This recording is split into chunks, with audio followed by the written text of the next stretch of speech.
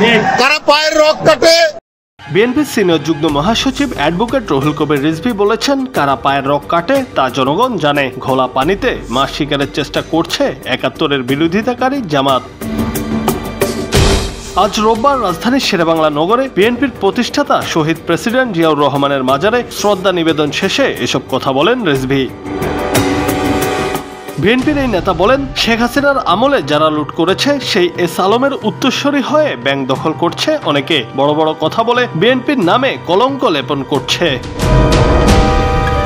রিজভী দাবি করেন, ৫ আগস্টের পর একটি রাজনৈতিক দলের আত্মসাৎ দেখেছে জনগণ। কারা পায়ের রক কাটে তাদের চেনে জনগণ। খোলা পানিতে মাছ শিকারের চেষ্টা করছে ৭১-এর বিরোধিতাকারী জামাত। ৫ আগস্টের আগে ব্যাংক লুট করেছে আওয়ামী লীগ, আর ৫ আগস্টের পর ব্যাংক লুট করেছে একটি ইসলামী দল।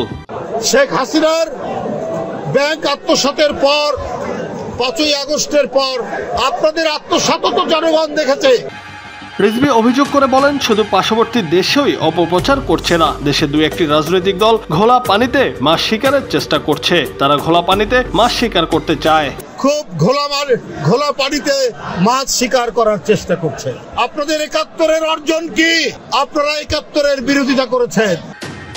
News desk, Bangla TV.